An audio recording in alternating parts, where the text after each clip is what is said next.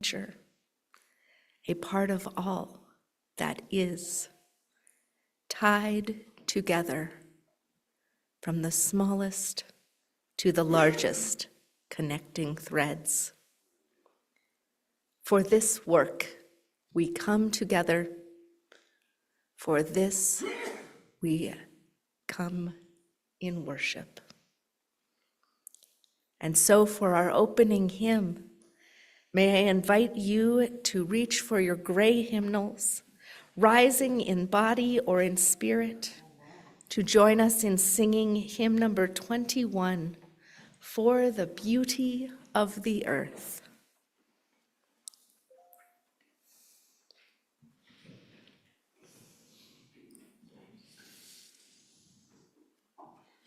And let us be together in the joy of our shared song.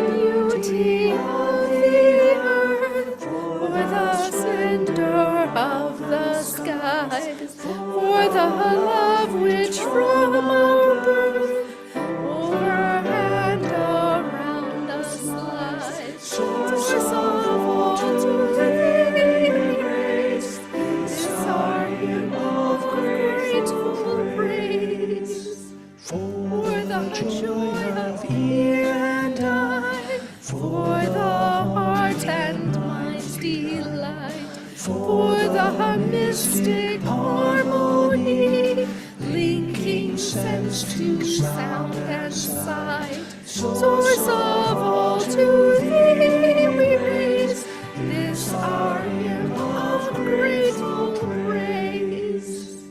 For the wonder of the hour, of the day and of the night, hill and tree and flower, sun and moon and stars of night. Source of all, to thee we raise this our hymn of grateful praise.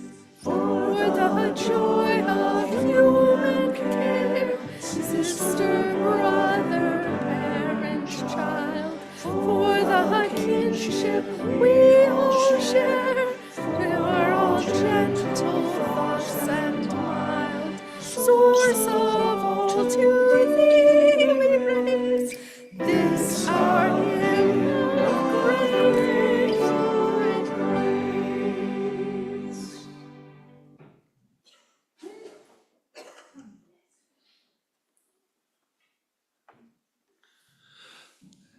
Today's chalice lighting is entitled Faith in Summer by Ellen Hamilton. In faith together, we light this chalice, symbol of Grandfather Sun's enormous power, whose energy burns so brightly in these days of deep summer, catapulting the leaves and vines, vegetables, flowers, and fruits to astonishing size, lengths, and heights, spilling over the tops of cages, walls, and trellises, delighting and nourishing all beings. We bask in the warmth and heat of these days with lightened hearts and quickened senses, in gratitude and in faith. And now, if the young or young at heart would like to join us on the chancel at this time, we invite you to share in the leadership of speaking our covenant in unison before a time of all ages. The words in our covenant can be found on the inside cover of your order of service. You're welcome. Okay. All right. Okay. No one's feeling young at heart today? Oh, here comes Okay. some. Thank you so much for being willing. Oh, there we go. I thought I saw some younger folk. All right. I'm going to steal this from you. So we can see it up here. So we'll start with that most important word. Love is the spirit of this church, and service its cause. This is our covenant, to dwell together in peace, to seek truth, and to help others. All right. So today, we are going to talk about a word that is sometimes a little fraught. And that word is miracles.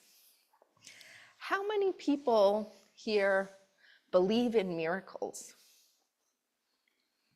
Some. What does it mean when something is a miracle? Anybody got their dictionary right there in their pocket? Something that happens right out of nowhere. Mm-hmm. Something that logic tells you shouldn't and couldn't have happened, and yet it did happen. Something that logic tells you shouldn't have happened, couldn't have happened, and yet it did.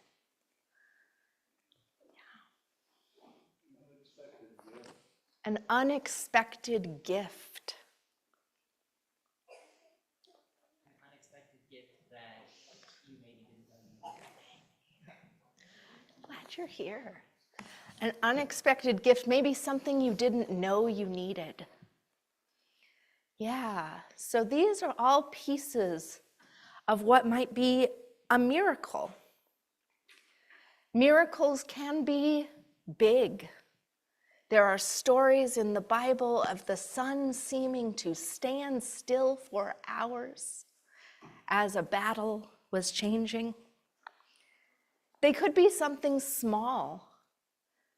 There are stories in the Jewish Midrash of miracles of someone who was not able to have children suddenly becoming pregnant, having a child long wanted.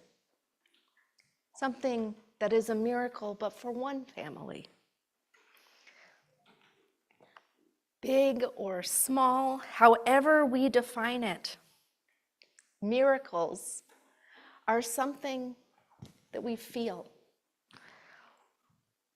Today I'm going to invite us to share some opinions with each other, knowing from that hand raising right at the beginning that we have a lot of different thoughts on whether miracles exist, what they are, how they're defined, that there's no one right answer. So, let's be gentle as we share our opinions in these next minutes. And in return, let's commit to being honest about what we think. Because knowing all of the pluralism, all of the ways we are in this church enriches us. It is part of the miracle of being a community. So, I'm hoping we might be able to use our bodies to show some thoughts today. Does that feel like something we can do? So, if you feel like you have some energy for movement, you could come up and be in this space in the front. We'll use that space to mark, I'm going to go with yes this way and no this way. So, let's try one that's not about miracles, that's just to help us figure out what we're doing. And if you're not feeling like you want to get up and run back and forth across the sanctuary, that's okay. You could point or lean your body. So let's start with, I like coffee. And you can move yes or no. Yes. Yes is this way. I like coffee. And you can point, and you can lean, and you can move. All right.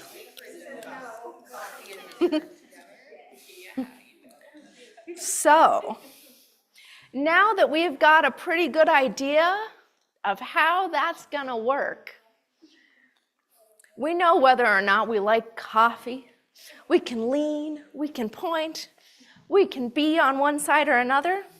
So welcome to this morning's game show called Is It a Miracle? That we're gonna play for the next couple minutes. So I'm gonna name some things, and if you think they're a miracle, you're gonna go to which side of the room? Woo, this side. And if you think, nah, that's not a miracle, you're gonna go to this side. It's forced choice, but sure, because we're Unitarian Universalists. And so I'm sure that there will be people across the spectrum. So, when you think of a beating heart, is it a miracle?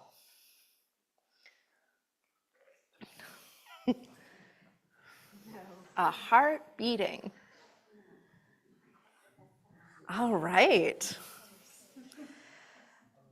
If you think of the sun in the sky, is it a miracle?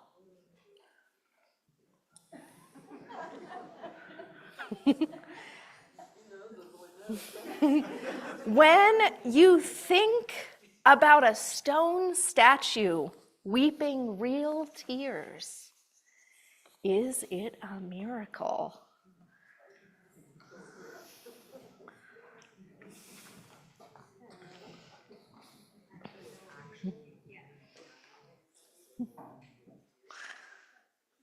When you think about an airplane crash and one survivor, is it a miracle?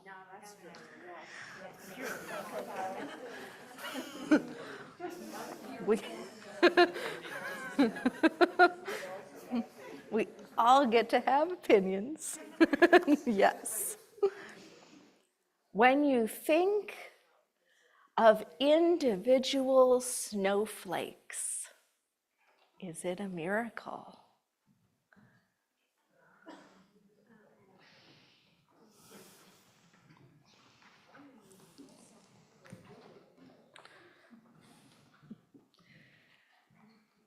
When you think about a mother chimpanzee found caring for and raising a baby tiger, is it a miracle? This thing that happened.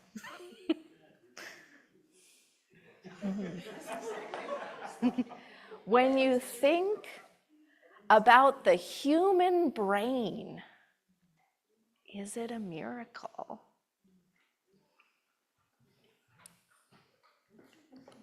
There's some pretty fancy things for Jell-O. Yeah.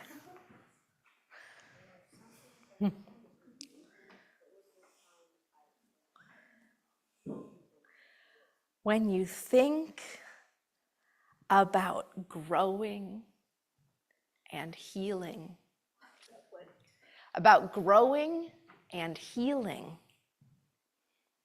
is it a miracle?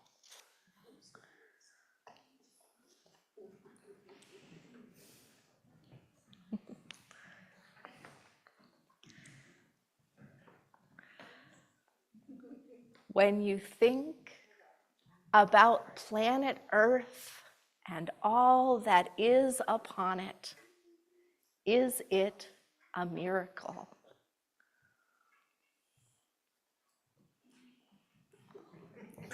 Yeah.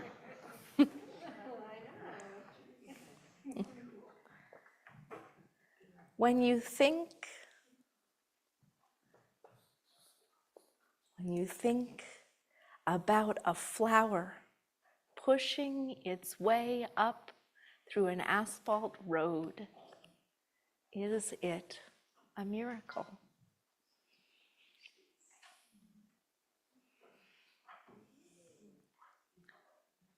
When you think about love? Is it a miracle?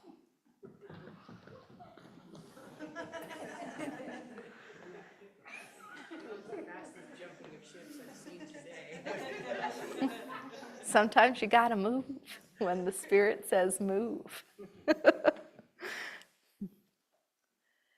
So many things in this universe, and so many ways to think about what is and what could be. So thank you all. Thank you for getting up and moving your bodies. Thank you for being part of today's game show. Is it a miracle? We appreciate you all.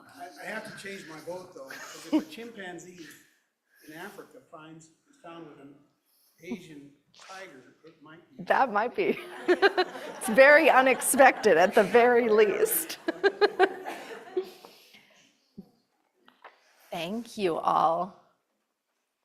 Part of what is beautiful in these moments together is our joy, our thoughtfulness, that small, what I might call a miracle of community, being together, thinking deeply, and acting with honesty and vulnerability to share what are sometimes tender conversations in joy and laughter. May this conversation continue.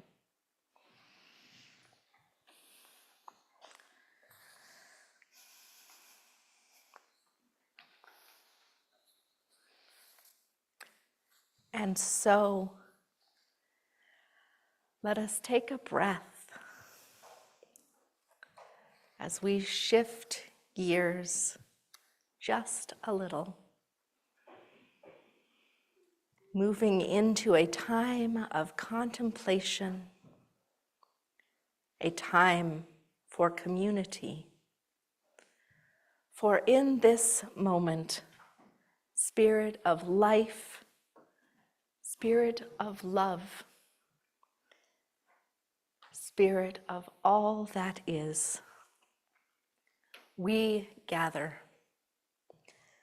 Each week we come together in hopes that we may be a support to one another and a comfort in hard times, that we may celebrate what is joyful, our happy moments, and dwell together in the wonder and mystery of this magnificent and ever-changing life. And so, today, may we offer our prayers for healing. Carol Jean is, I hope, doing well after another hand surgery. And we offer our blessings, our gladness that this surgery is done. May healing come swiftly. We offer our thanks for all those who sometimes struggle with addiction, all those who choose again and again to come back to community in the moments when they are able. Today, we offer blessings of joy. Jed will be in the new musical Camelot with the Cheyenne Little Theater Players.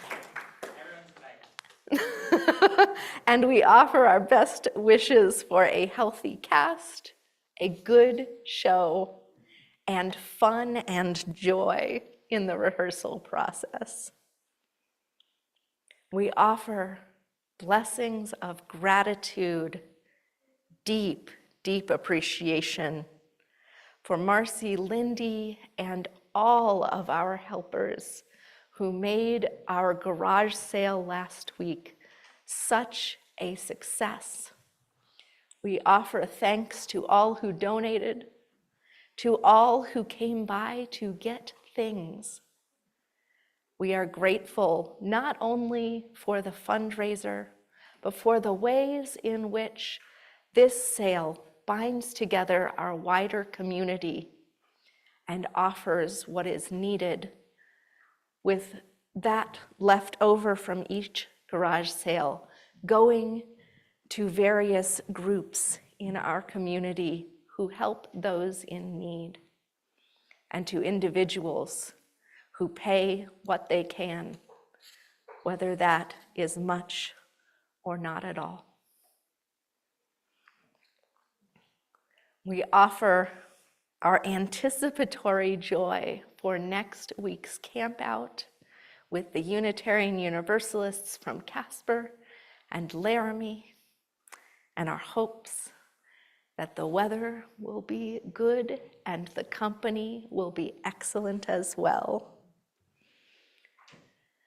And a bit farther afield, we offer all our best wishes to athletes competing from all over the world, doing what they love the best they possibly can in community.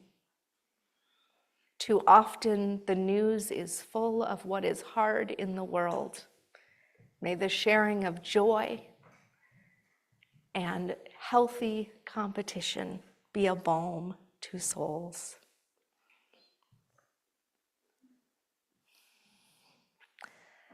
And as always, may we acknowledge in this warm time of the year the ever-changing state of all that is, the winds that blow, the rains that come and go, the transitory green, and the heat that may return at any moment. May we be thankful for all these things that show us the seasons of our lives. And may we hold room in our hearts for joys as yet unshared and sorrows too tender to be spoken aloud today. In this space, may we always find peace and comfort and community to enfold us. Amen. And blessed be.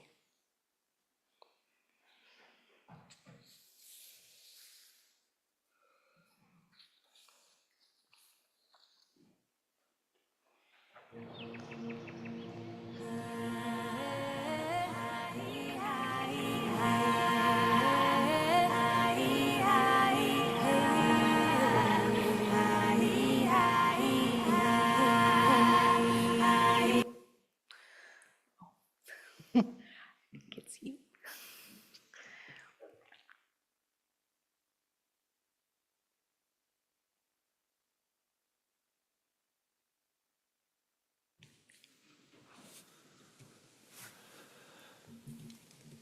Pope Francis writes, I believe that St. Francis is the example par excellence of care for the vulnerable and of an integral ecology lived out joyfully and authentically. He is this patron saint of all who study and work in the area of ecology, and he is also much loved by non-Christians. He was particularly concerned for God's creation and for the poor and outcast. He loved and was deeply loved for the joy, his generous self-giving, his open-heartedness. He was a mystic and a pilgrim who lived in simplicity and in wonderful harmony with God, with others, with nature, and with himself. He shows us just how inseparable the bond is between concern for nature, justice for the poor, commitment to society, and interior peace. Francis helps us to see that An integral ecology calls for openness to categories which transcend the language of mathematics and biology and take us to the heart of what it is to be human. Just as happens when we fall in love with someone, whenever he would gaze at the sun, the moon, or the smallest of animals, he burst into song, drawing all other creatures into his praise. He communed with all creation, even preaching to the flowers, inviting them to praise the Lord just as if they were endowed with reason. His response to the world around him was so much more than intellectual appreciation or economic calculus. For him, each and every creature was a sister united by him, to him by bonds of affection. That is why he felt called to care for all that exists. His disciple, Saint Bonaventure, tells us that from a reflection on the primary source of all things, filled with even more abundant piety, he would call creatures, no matter how small, by the name of brother or sister. Such a conviction cannot be written off as naive romanticism, for it affects the choices which determine our behavior. If we approach nature and the environment without this openness to awe and wonder, if we no longer speak the language of fraternity and beauty in our relationship with the world, our attitude will be that of masters, consumers, ruthless exploiters, unable to set limits on their immediate needs. By contrast, if we feel intimately united with all that exists, then sobriety and care will well up spontaneously. The poverty and austerity of St. Francis were no mere veneer of asceticism, but something more radical, a refusal to turn reality into an object simply to be used and controlled. What is more, St. Francis, faithful to Scripture, invites us to see nature as a magnificent book in which God speaks to us and grants us a glimpse of his infinite beauty and goodness. Through the greatness and the beauty of creatures, one comes to know by analogy their maker. Indeed, his eternal power and divinity have been made known through his works since the creation of the world. For this reason, Francis asked that part of the friary garden always be left untouched, so that the wildflowers and herbs could grow there, and those who saw them could raise their minds to God, the creator of such beauty. Rather than a problem to be solved, the world is a joyful mystery to be contemplated with gladness and praise.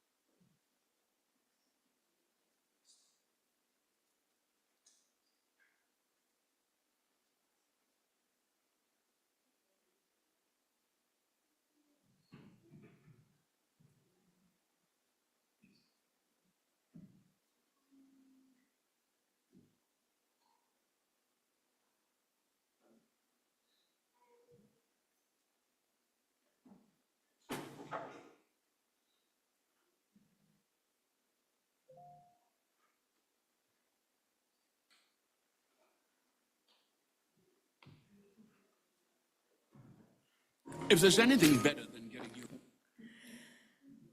So, in this moment, may we take a pause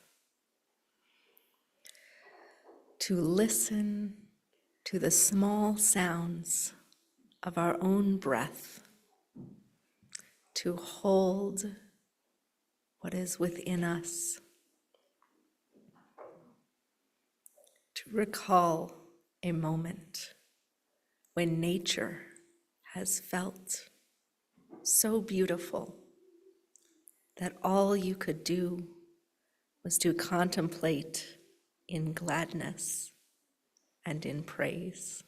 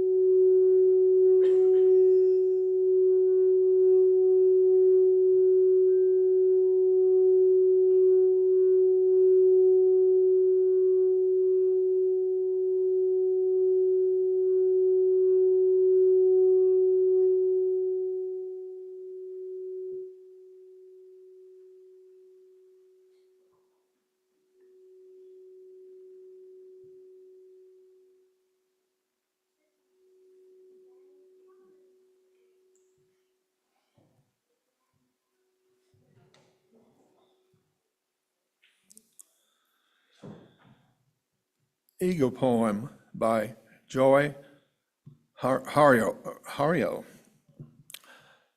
To pray, you open your whole self to sky, to earth, to sun, to moon, to one whole voice that is you, and know there is more that you can't see, can't hear, can't know except in moments, steadily growing and in languages that aren't always sound, but other circles of motion. Like eagle that Sunday morning over Salt River, circled in the blue sky and wind swept our hearts clean with sacred wings, we see you, we see ourselves and know that we must take the utmost care and kindness in all things. Breathe in,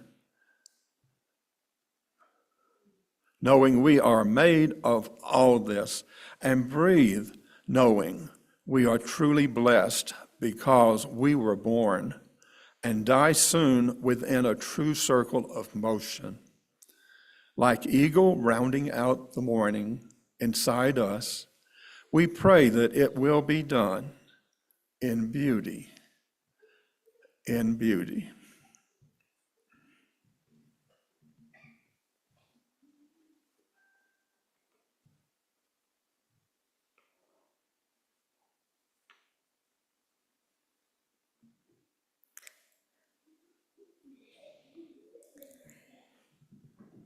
"12 years ago, I found myself in a place to begin my ministry journey. I had been working as an activist, as an organizer. I had been working for the environment, for people, for communities, and I found within myself a yawning pit of grief, a deep fire of anger. And so, that first year in ministry, in seminary, as I began to be formed, my goal for my community site was simply to find once again beauty and joy. As I went each day to the cafe where I was working, so all may eat, a sliding scale cafe for people of all abilities to pay. My work was to find the moments that were good, not to chop the vegetables while ranting in my head about the injustices of capitalism, but to find community and be glad in it. For I had been losing my ability to love primarily. When I drove through the hills of North Carolina, the lush green around me did not evoke joy, but the deep grief of knowing that invasive kudzu was killing off biodiversity underneath, swept by its rapid advance. I found myself angry when activists trying each to advocate for their own causes were unable to work together productively. And so I began to read, to think, to wonder where to find, how to find my sense of the sacred, the little miracles, the pieces of beauty in this world. And what I found was that this is not a new struggle. We hear from Pope Francis in his encyclical written just a few years ago.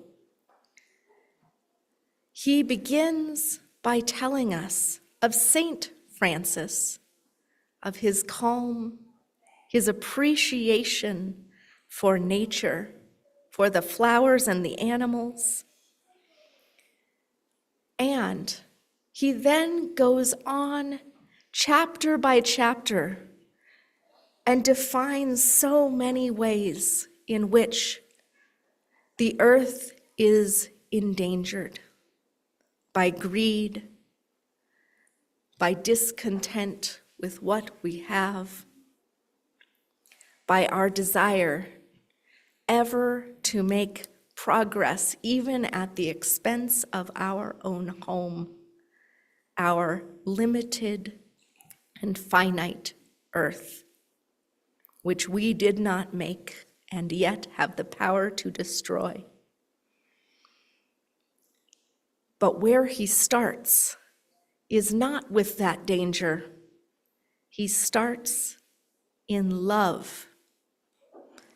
Again and again, we find this, that the power of love, when we can find it, is what brings meaning back into the world.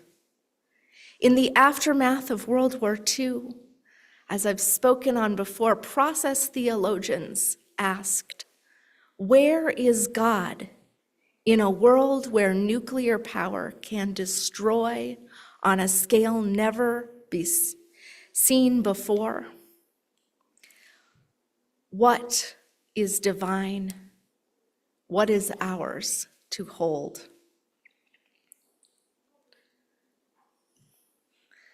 For many years, theology was concerned with the special case of humankind, with the fact that we are, as far as we know, the only animal on this planet that comes together and sits and thinks self-referentially about who we are and what it means to be in this world.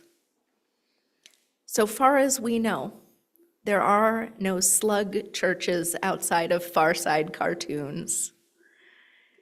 There are no great gatherings of giraffes stopping to hear from one exalted giraffe about their state of being. We are the animals who think about who we are. But perhaps that does not make us the only ones connected to what is greater in this world. For there are animals who make art. There are animals engaged in the creation of beauty and the appreciation of nature. Whole bands of monkeys in Central America stop and turn to face the rising sun each day and make exalted noise for the end of night, for the beauty of the rising sun. There are fish making mosaics, bringing stones for the appreciation of their loved ones, their mates. There are birds building nests with care to make sure their young survive. We are not alone in love or in care, in art or in appreciation. Coming back to that space was a process for me. It took work to find my way past anger for what was being destroyed and back to the fundamental reality that when we are in love, so many spiritual texts call us back to that place, the calm, open-hearted place. When we are in love, our body, our brain, our hormones allows us to find creative space. And this is the true miracle, when we call it that, of brains, our brains. We have a larger space for creativity. And when we remove ourselves from fear and anger and insist on holding our creative selves, our community selves, our relaxed and open-hearted selves together, we are stronger than fear or greed. We can do things that could not have been imagined until we found that place. From these moments, new scientific discoveries are found. From these moments, new ways of being can be tried. In the 1800s, our Universalist ancestors, like Louisa May Alcott's father, Bronson Alcott, created utopian communities, tried out new ways of being together and forming societies.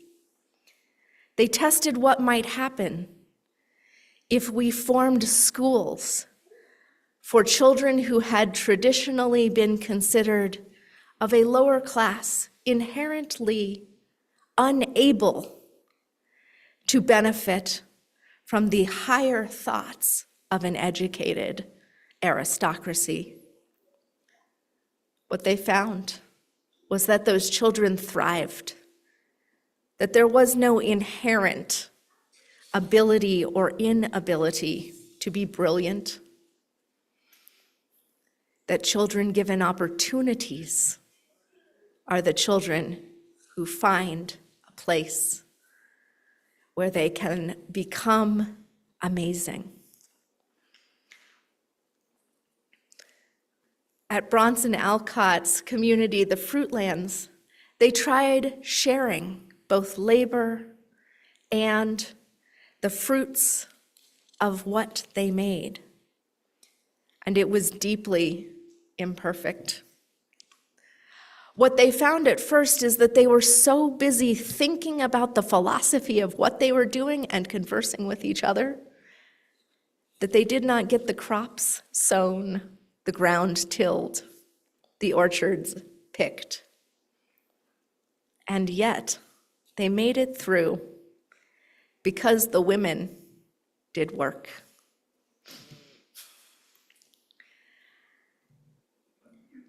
And perhaps they learned something from this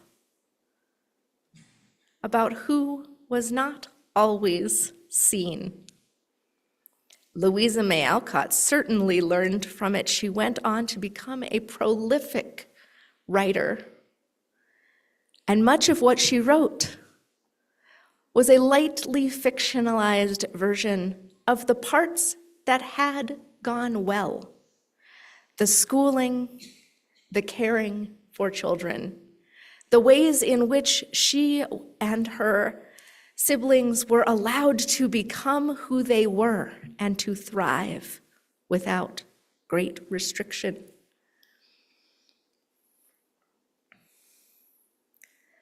All these things, perhaps, are tiny miracles. They shifted the balance of history and of people's lives because people leaned into love, to creative possibility, whether or not they succeeded. And we came back again and again to try more, to try new things. In nature, all things are in a state of constant trying. Evolution is not a historic process, but a current one. Each day, each year, plants, animals, fungi, all manner of beings change based on what is around them and adapt and find new creative ways to move into ecological niches which are left for their use, find ways to change as temperatures rise, as it becomes wetter or drier in any particular climate. The earth will thrive, whatever we do, but we need love and community and a sense of our own ability to adapt creatively if we are to thrive with this planet. And so today we come back fundamentally to beauty and appreciation. We come back in the hopes that we can remember the feeling of being in an open-hearted space. Because from that space, we can see with clear eyes what is happening in this world.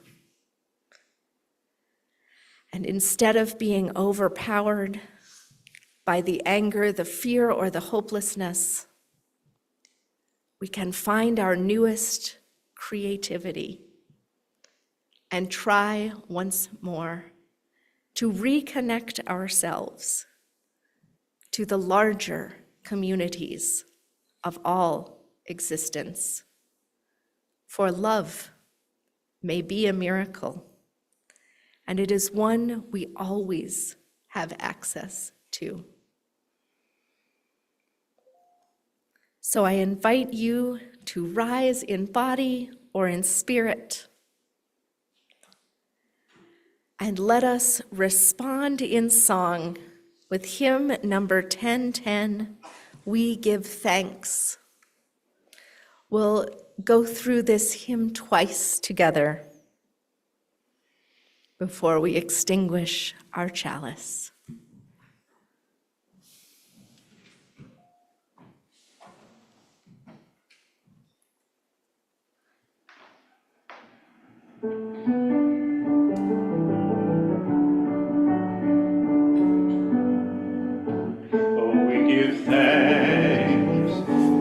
precious day, for all gathered here, and thus far away. For this time we share with love and care. Oh, we give thanks for this precious day. Oh, we give thanks for this precious day. For all gathered here and thus far away. For this time we share with love and care. Oh, we give thanks for this precious day.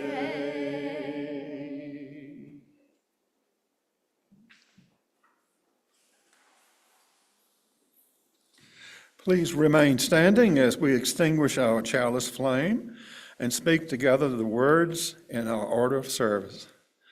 We extinguish this flame, but not the light of truth, the warmth of community, or the fire of commitment. These we carry within our hearts until we are together again. And so, as we leave this place, may we carry with us in our hearts the gifts we are given of one another, what is unexpected, unasked for, in love. Blessed be. Blessed be.